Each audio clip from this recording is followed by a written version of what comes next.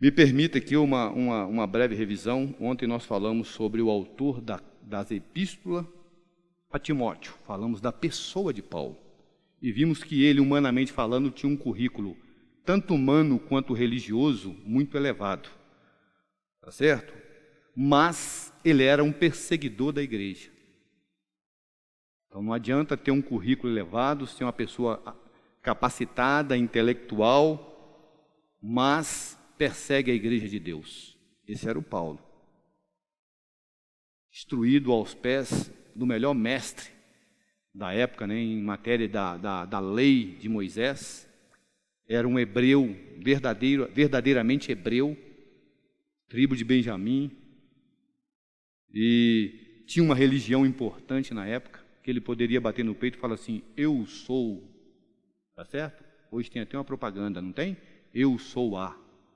Então Paulo também naquela época tinha religião que ele poderia bater no peito e falar, eu sou fariseu.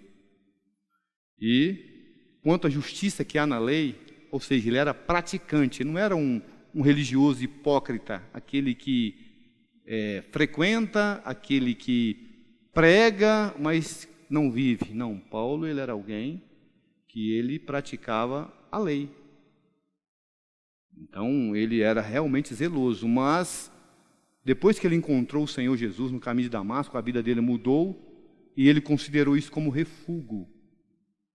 Então nós também precisamos aprender a valorizar o que é mais precioso. Cristo é mais precioso.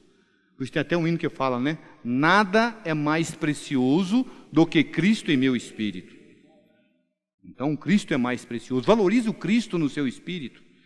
Depois nós falamos que Paulo foi alguém fiel à visão que ele recebeu.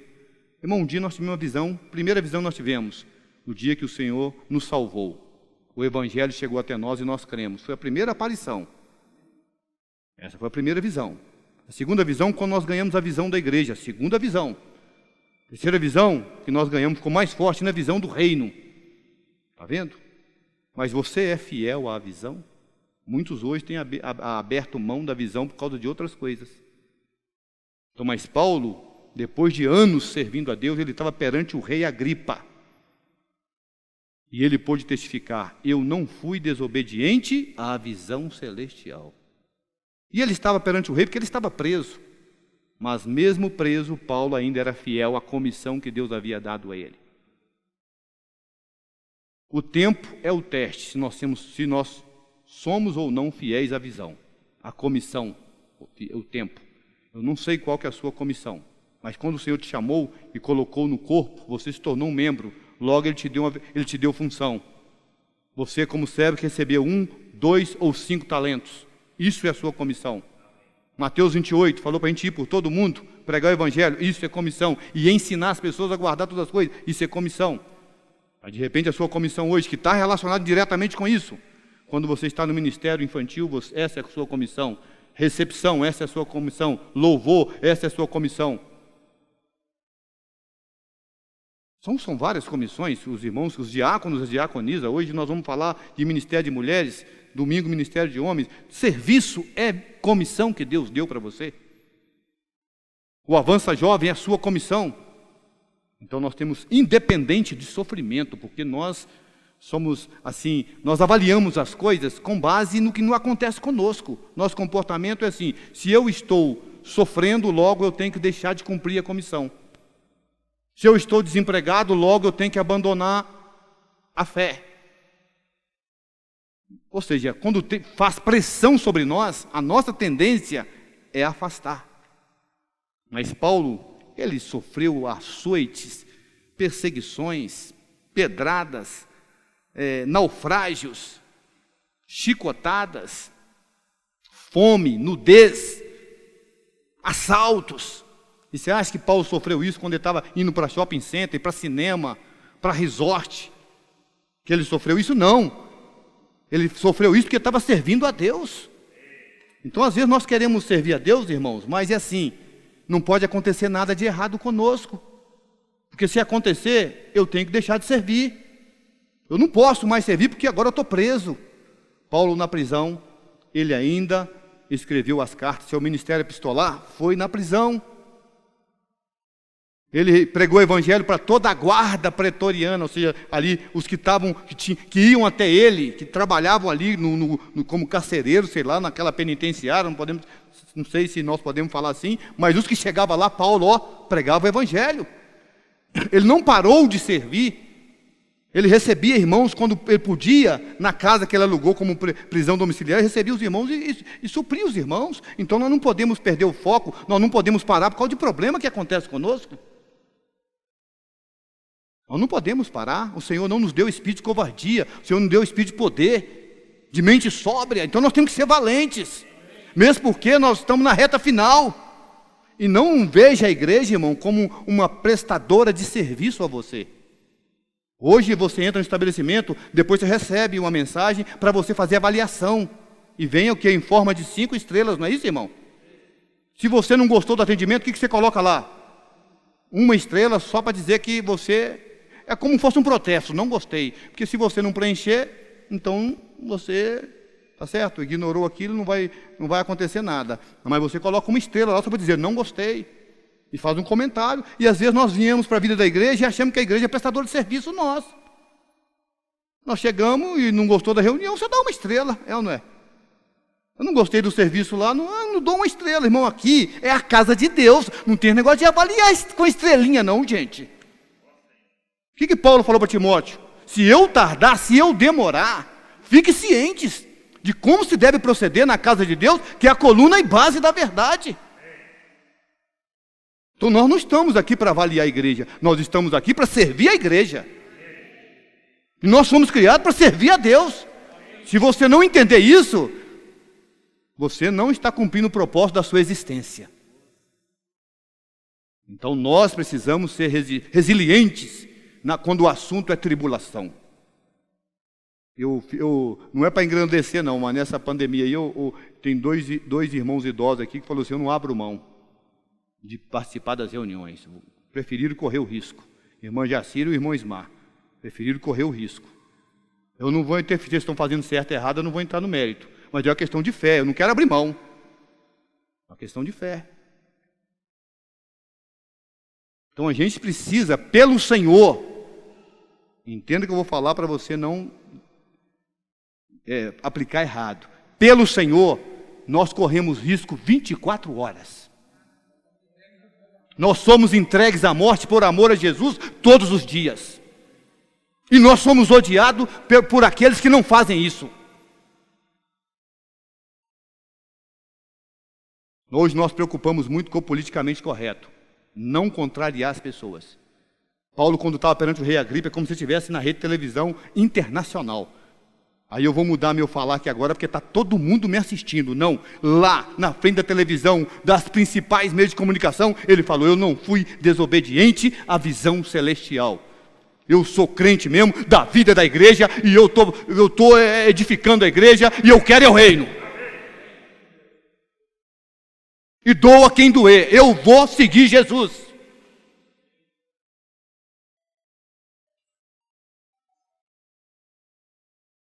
Então nós temos essa comissão, e o Espírito nos empodera para isso. Ele habita dentro de nós para nos ensinar isso, para nos conduzir frente a todas as situações. Fala, irmão, eu devo ir para a esquerda ou para a direita? Às vezes a gente quer ouvir uma direção assim prática e rápida, igual miojo, é ou não é, irmão? Miojo, instantâneo. Mas nós precisamos entender que o Espírito está dentro de nós e Ele nos ensina a respeito de todas as coisas. O Deus triuno habita em nós. O Deus triuno completo. E hoje nós temos o Espírito 7 vezes intensificado para guiar-nos. Se a iniquidade aumentou, o Espírito também aumentou. Porque hoje eu vejo jovens falar, irmão, mas na sua época, na época lá atrás, não era tão difícil. Tá, talvez lá naquela época a iniquidade era 5 e hoje é 10. Se naquela época a iniquidade era 5, nós precisávamos de um Espírito 5 vezes intensificado. E o Senhor deu. Se hoje a iniquidade é 10, então o Espírito também intensificou 10. Então não tem esse negócio, porque hoje é mais difícil. Não, irmão. O mundo na época de Noé também era difícil, gente. O mundo sempre foi difícil. Sabe por que o mundo sempre foi difícil? Porque atrás dele estava o diabo, que é antigo. O mesmo diabo lá é o diabo de hoje. O Demas, que era um cooperador de Paulo, amou o presente século na época de Paulo. Ele amou porque era bom, gente. Tinha pressão sobre eles. O que vocês acham em Corinto, lá que tinha em Corinto que tinha o templo com as quantas prostitutas? O que você acha que um jovem quer fazer sabendo que ali tem um templo que tem lá, sei lá, 300 garotas de programa bonito? O que um jovem solteiro quer fazer? Ele quer frequentar essa boate aí, ué. Naquela época já tinha. Então a gente usa isso como desculpa para poder hoje não renunciar a nada. Entendeu, Nick? Mas não tem mais, não. Não, vocês têm que invocar o nome do Senhor. Timóteo também tinha problema de fraqueza, entendeu, Ana Júlia? Tinha dia que ele queria fazer só musculação. Entendeu? Paulo falou, Timóteo, nega, meu filho.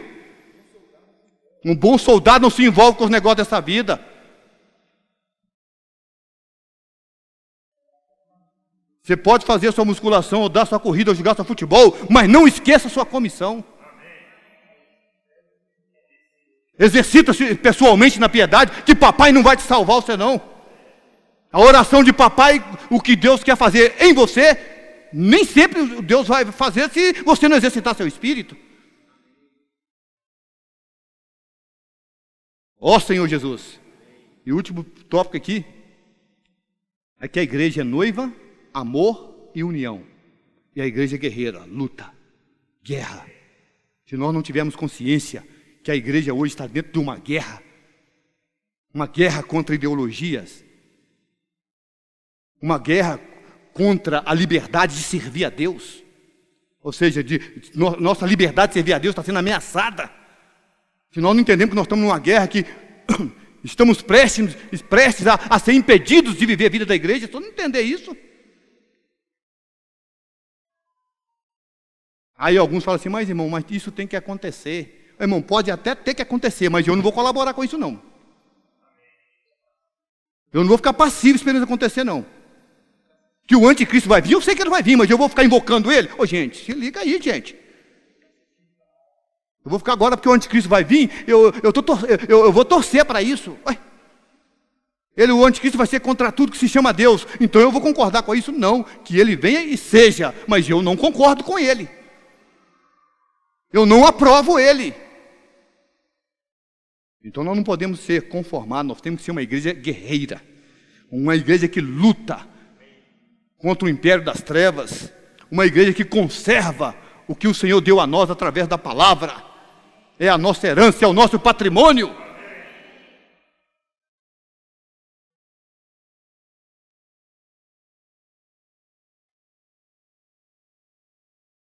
Quantas horas?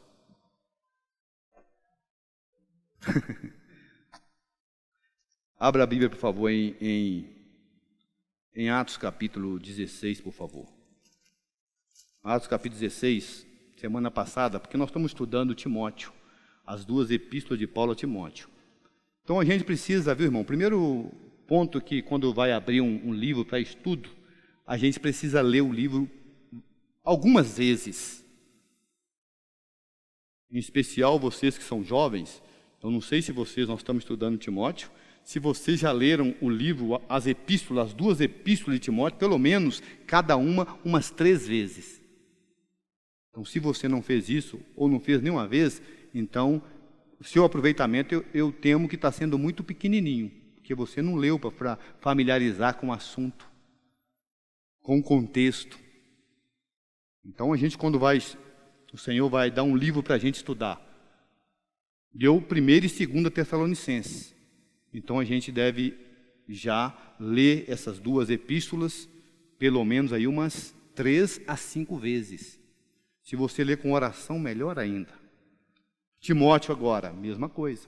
Então essas duas epístolas, Paulo escreveu para o seu jovem cooperador Timóteo. Paulo é o autor, é o que nós falamos. Quem era ele e tudo mais. E ele escreveu para uma outra pessoa. Quem era essa outra pessoa para quem Paulo dirigiu essas duas cartas? Quem era ela? Aí aqui está falando assim, olha, capítulo 16. Chegou também a Derbe e a Listra. Havia ali um discípulo. O que é um discípulo? Um seguidor, um aprendiz. Ô Gustavo, você e o Gabriel aí, vocês têm que ser discípulos. Bianca, discípulo. Samuel, discípulo. E Estela, discípulo. E nós que servimos temos que ter uma postura de discípulo, de alguém que está aprendendo. Por que eu falo isso? Porque hoje me incluo os sabidões. Nada a gente aceita como direção, porque a gente já sabe tudo. Já sabe tudo. Então, alguém que é muito difícil lidar com alguém que sabe tudo, é ou não é? Mas você é baixista, né? Você já sabe tudo do contrabaixo? Não, né? Então, de repente, chega um irmão aqui e fala, você pode melhorar nesse aspecto e nesse. Se o Zó não tiver esse senso de receber instrução de alguém que tem mais, ele já vai dar opinião, irmão. Não aceito, não. Quando fala de discípulo, fala de um aprendiz, de um seguidor, de alguém e aprendendo com alguém. Guarde isso aí. E ele chamava Timóteo. Então Timóteo era um discípulo, filho de uma judia crente, mas de pai grego. Não fala que o pai era crente, fala que ele era gentio. Então aí já subentende que, de acordo com o costume judeu, se você for ler a Bíblia no Antigo Testamento, você vai ver que não era permitido uma judia casar com um gentio, para não entrar em julgo desigual. Mas aqui, a mãe do Timóteo, Eunice, ela casou com um grego. Então, já criou-se aí uma esfera onde Timóteo nasceu, que não ia convergir para uma situação, um resultado normal. Porque um pequeno desvio aqui, lá na frente, esse pequeno desvio, ele vai abrindo o ângulo, não é isso mesmo? Concorda comigo, Samanta? Então, o Timóteo já tinha um ponto desfavorável a ele aqui. O pai queria ir para aquele negócio lá, a escola lá do Pitágoras, aquela turma lá dos filósofos, o Ágora. Tá certo? Mas a mãe de Timóteo, tem que conduzir ele aqui nos princípios da Torá. Tá certo? Os livros do Antigo Testamento, tem que conduzir aqui. Tem que ensinar para ele, inculcar nele. Mas o pai, não. Tanto é que Paulo teve que circuncidá-lo, já jovem. E qual que é a lei da circuncisão? No 8º dia. Tanto é que Paulo, quando dá o currículo dele, Paulo fala, circuncidado ao 8º dia. Mas o Timóteo foi circuncidado, já era aí com seus 16 anos, talvez. Ou seja, essa visão, essa prática mista aí gerou um certo atraso na formação de Timóteo, do ponto de vista espiritual. Pai grego, dele dava um bom testemunho. Então aqui ainda, eu quero dizer para os irmãos em cima disso aqui, né? Os que são pais. Primeiro nós precisamos crer na Bíblia, né, irmão? Fiel é a palavra e digna de inteira aceitação. Porque se você não crê na Bíblia, aí não adianta. Ou você crê só em algumas partes da Bíblia, aí também é complicado. Então, pai, casais que têm filhos, ou que ainda não têm, mas vai ter, vocês precisam definir qual que vai ser a linha de educação do meu filho, da minha filha.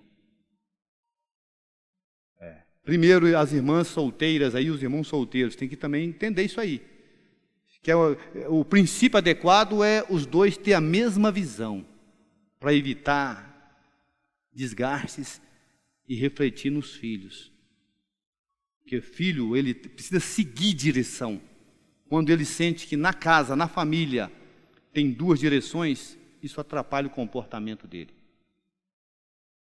A mãe quer ir para um lado, o pai quer ir para outro lado, isso atrapalha.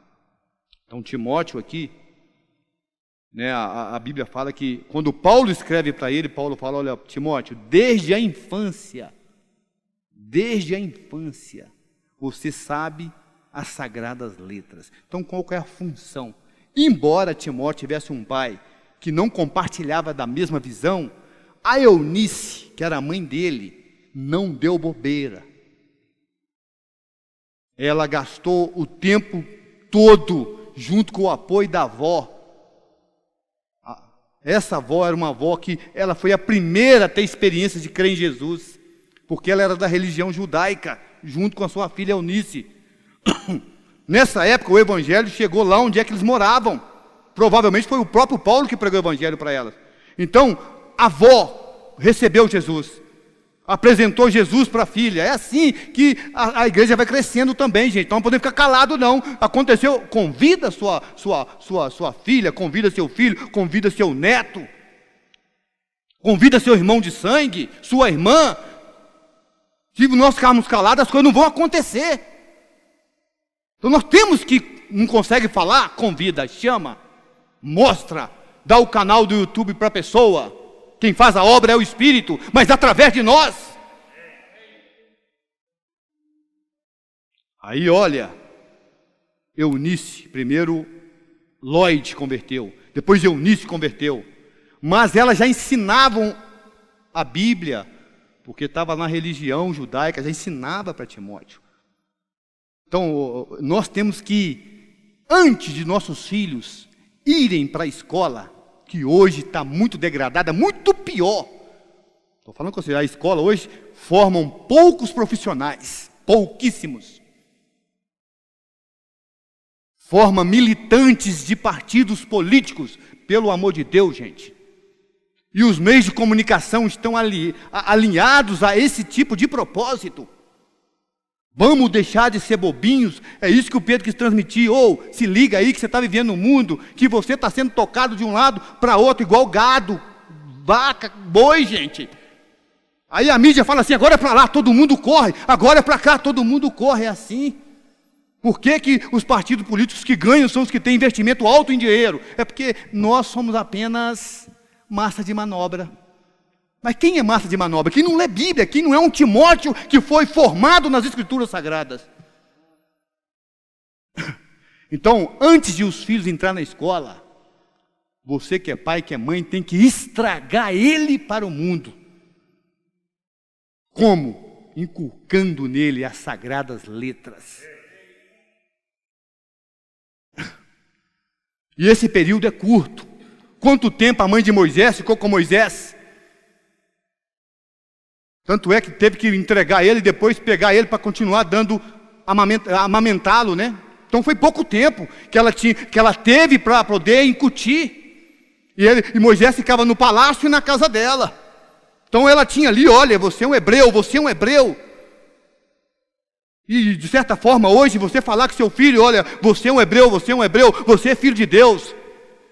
Você é uma menina, você é um menino. Você foi criado para servir a Deus. Você está sentenciando seu filho e sua filha a ser bulinado na escola. E muitos pais não querem carregar esse peso. Muitos pais não querem que o filho sofra o bullying na escola por poder ser alguém que crê na Bíblia. Aí começa nosso dilema. Aí começa o nosso sofrimento. Porque o filho chega e fala, mãe, pai, a escola não está sendo um bom lugar para mim, eu não quero ir. Aí a mãe, o que eu vou fazer? Nessa hora, irmão, é que entra a cooperação com o Espírito de Deus. A fidelidade, a visão entra aí. Você vai consolá-lo, vai orientá-lo, vai encorajá-lo, mas não vai tirá-lo da escola. E nem vai deixar que ele se conforme. Nós estamos num mundo hoje que tudo é assédio moral. Então se falar para o menino, fala, você tem que sentar certo na cadeira para assistir a aula, já é assédio moral. Se você não estudar, você não vai ganhar nota, já é assédio moral. O pai já vai lá para questionar o professor, por que meu filho tirou 9? Eu quero que põe 10 aí na prova, na nota dele. Está constrangendo o meu filho porque deu para ele uma disciplina ou até um castigo. Eu nunca vi um menino que tomou reguada ou beliscão de professor antigamente, que isso não agregou valores na vida dele. Eu nunca vi, mas hoje, meu Deus, Quem é que faz os filhos ter uma sensibilidade a ficar traumatizado? O pai e a mãe. É que faz o filho ficar sensível e ficar traumatizado. Então nós que ainda temos chance de criar os filhos, essa tarefa é pouco tempo que nós temos. Eunice, mesmo na condição desfavorável, com sua avó Lloyd, conseguiu incutir em Timóteo os princípios elementares da Bíblia. E isso norteou a vida de Timóteo e fez dele alguém que, quando converteu, ele tinha bom testemunho, pelo menos em 2 cidades. Fala assim, dele, versículo 2, dele davam bom testemunho os irmãos em Listra e Icônio. Então ele era um jovem que foi formado nesse ambiente e que agora ele teve a própria experiência dele. Agora, irmão, tem que ensinar, tem que acompanhar, tem que cobrar, tem que ser modelo, como foi falado semana passada, ser exemplo. O Brasil é um dos países que mais tem universidade no mundo. Mas o índice que mede a eficiência, a inteligência, o aproveitamento de escola, o Brasil aparece lá depois dos 70. Ou seja, as faculdades não ensinam, as escolas ensinam muito pouco. Enquanto o Brasil está ensinando um monte de coisa que não tem utilidade, as escolas que têm os melhores índices ensinam o beabá. Ensino o beabá. Eu fico olhando minha mãe, que tem 83 anos. Ela ficou 4 anos na primeira série. Ela não pode estar me assistindo agora, não. 4 anos na primeira série. Porque tinha muitas interrupções. Mas aprendeu a escrever bem, faz a matemática direitinho. Olha, gente, eu estou falando que é o beabá. E eu quero aplicar isso. Tem escolas americanas que ensinam alguns princípios. Primeiro ponto que eles ensinam: vai para a escola, ensina que a escola não é um lugar ruim. Então sorria. Seria o primeiro S, sorria. Ou seja, não pode pintar um quadro negro. Agora eu vou aplicar para a vida da igreja. Você não pode pintar um quadro negro das reuniões da igreja. Seu filho tem que ter o desejo de estar aqui. Então sorria quando o assunto é reunir. Quando o assunto é servir. Não murmure contra as reuniões da igreja. Não, agora eu tenho que ir para a reunião. Não, eu queria estar lá na beira do Rio São Francisco, que tem essa reunião agora. Nossa, Deus. Aí o menino está ali do lado, eu, olhando para você, ouvindo você reclamando que está vindo para a reunião da igreja. Vendo a sua expressão oprimida porque falou para você reunir na quarta-feira e orar. Nossa, Pai. Orar. Meu Deus. Se possível, passa de mim esse cálice. E ele está ali olhando você, aprendendo como é que rejeita a reunião. Fotografou, guardou. Fotografou, guardou. Mas se o pai está feliz, a mãe está feliz ali, onde eles querem estar, junto, vir para a reunião. O outro é sentar-se, aprender a sentar direito. A maneira como a gente senta define se nós estamos atentos ao que está sendo falado ou não. Então, essa escola ensina, olha, tem que sentar ereto, para poder estar posicionado adequadamente para receber. Sentar-se. Aí alguns falam, eu não vou sentar assim porque a cadeira é desconfortável. Eu ouvi uma pessoa falando isso, um professor, ele falou assim, então se você quer sentar numa cadeira confortável, traga da sua casa.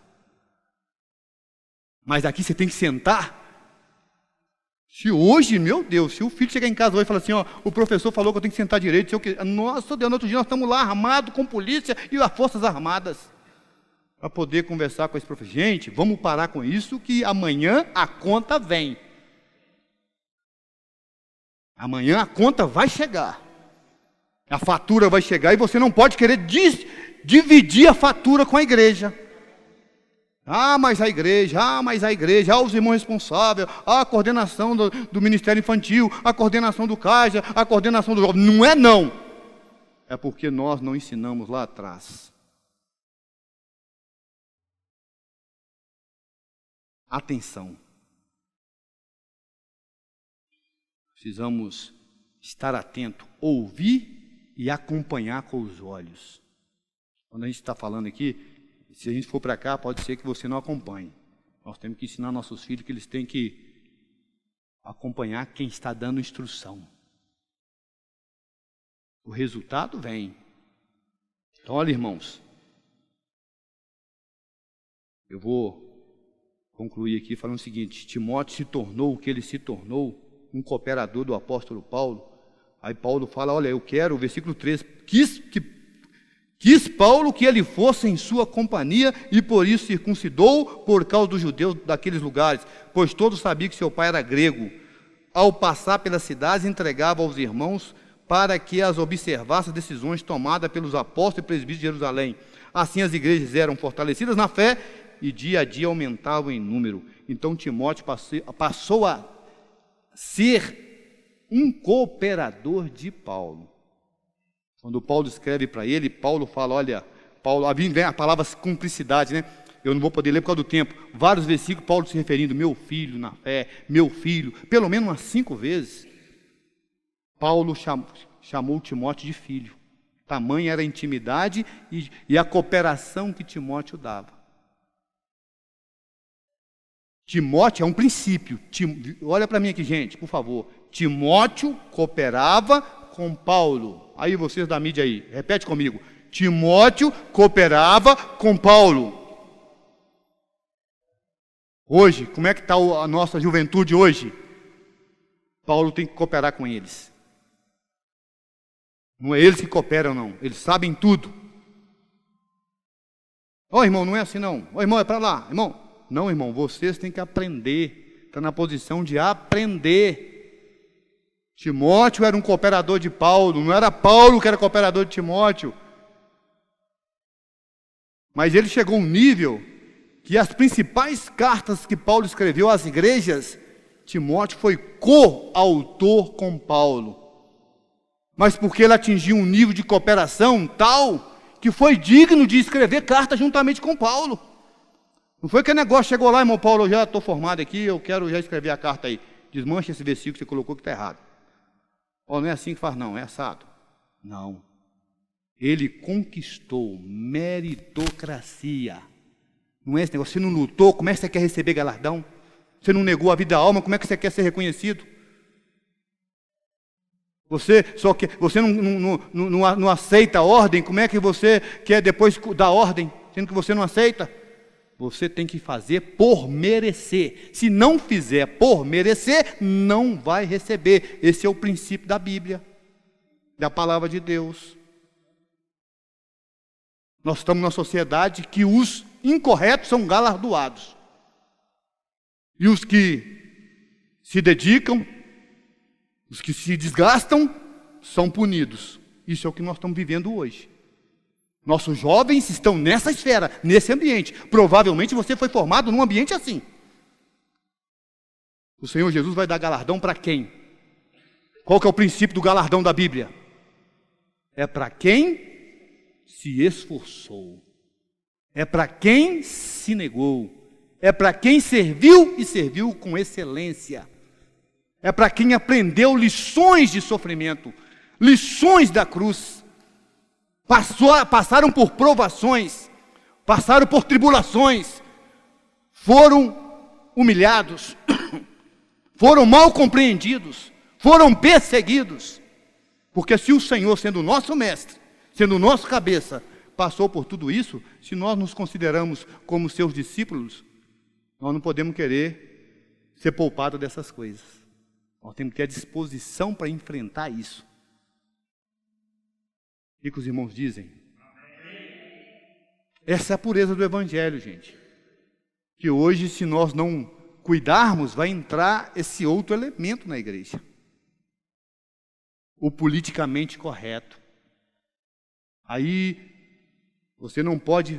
O Espírito não vai ter... Onde tem o politicamente correto, o Espírito não tem liberdade para agir. Não tem.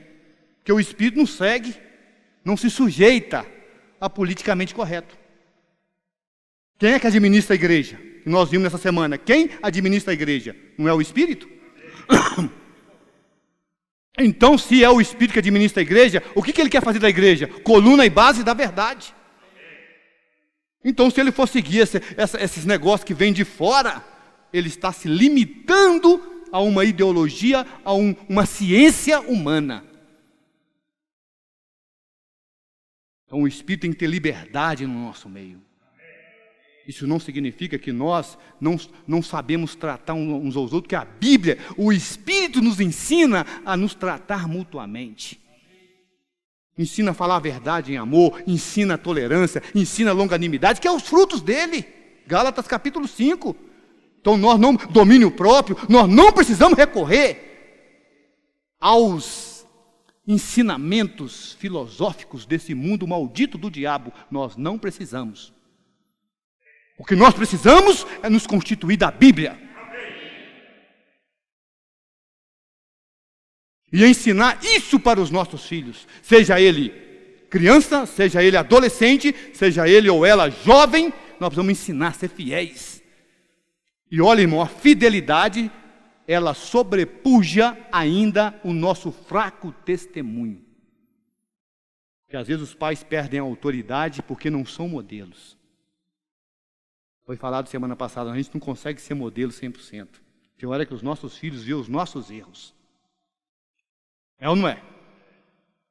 Claro, nós não podemos ser levianos com relação aos nossos erros. Nós não podemos ser levianos com relação aos nossos erros. Mas você se garantir e falar assim, eu nunca vou cometer um erro perante os meus filhos.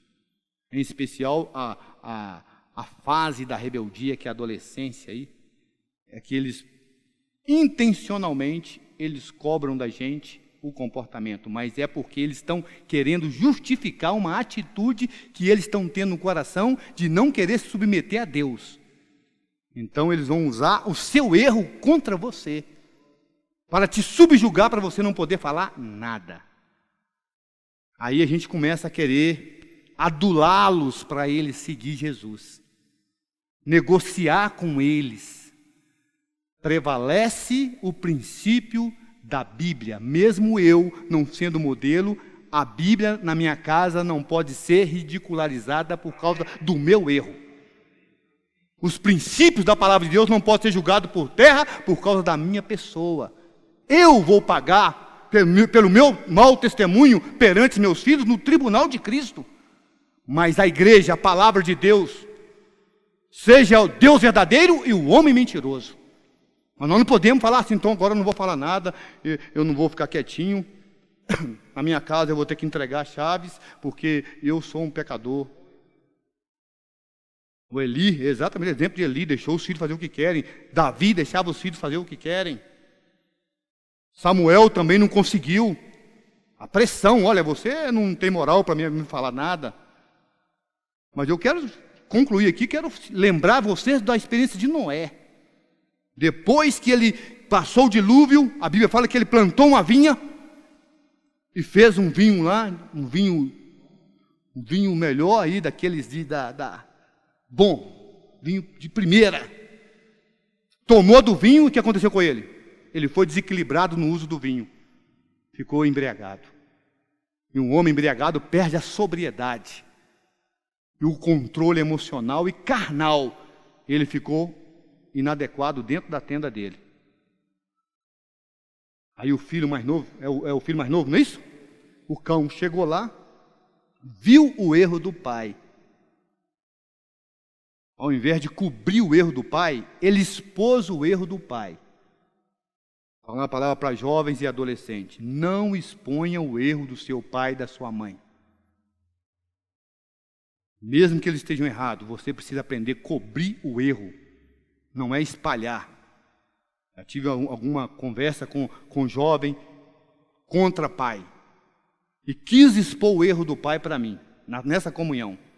Para mostrar quem é meu pai. Você não sabe quem é meu pai. Eu falei, irmã, não quero saber. Irmã, eu não quero saber quem é seu pai. Se ele errou, você precisa perdoá-lo. E não falar do erro dele para ninguém.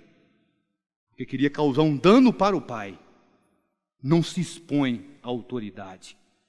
Aí Noé levantou, provavelmente uma ressaca, dor de cabeça, né? E aí os outros irmãos, sem Jafé, olha, aconteceu isso, pai. E Cão veio cá rindo do Senhor para nós aqui. Aí Noé tomou ciência do caso e falou, coitadinho, eu estava errado mesmo, não posso falar nada. Foi assim que Noé fez? Na hora, não é que ele não reconheceu o erro dele, e ele não fez isso por causa que ficou com raivinha do filho de ter exposto ele. Na hora, ele considerou o seguinte, ele foi contra a autoridade de Deus. Então eu não vou poder poupá-lo, porque não é a questão de pai e filho, não é a questão de relacionamento de sangue natural, é uma questão que ele tocou num instrumento divino, chamado autoridade. Aí ele teve que deixar de lado o amor natural dele de pai, que com certeza doeu, mas ele teve que tratar com o filho. Ele teve que tratar com o filho. Então, eu fico olhando, Dabliane, né? Olha lá, o nenenzinho, né, Dan? É bonitinho, mas você precisa entender que a vida da alma já está aí. É ou não é? Aí, olha que bênção, nasceu na vida da igreja. Já está até olhando aqui agora, vendo aqui. Precisa já, desde a infância, ensinar as sagradas letras, os princípios. E se nós conseguirmos trabalhar um item no nosso filho chamado consciência, eles estão guardados, independente do lugar que eles entrarem, eles serão guiados pela própria consciência. Quando eles cometerem erro, eles vão saber lidar com a questão do arrependimento, porque trabalhou a consciência. Agora, se a gente não trabalha a consciência vem pelo ensino da palavra. Se não trabalhou a consciência, aí eles vão se tornar levianos com relação às coisas, vão esconder, vão mentir, vão nos manipular, vão colocar os irmãos vão colocar nós contra os irmãos, contra a igreja, contra a palavra. É isso que é a natureza caída, rebelde. Jesus é o Senhor. Vamos ficar de pé que eu vou orar e vou finalizar aqui. Senhor Jesus, mais uma vez te agradecemos pela sua palavra. Sua palavra é espírito e é vida. Se eu falar ministrado no espírito, ele é profético. Em cima dos ensinamentos dos apóstolos, nós estamos aqui ruminando esses princípios da sua palavra.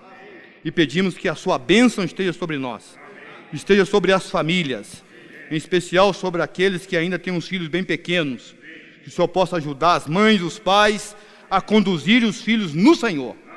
Mas também, Pai, nós rogamos por aqueles que já estão numa fase diferente, onde os filhos já são adolescentes e já são jovens, que o Senhor possa usar de misericórdia para fazer com que eles tenham a sua própria experiência.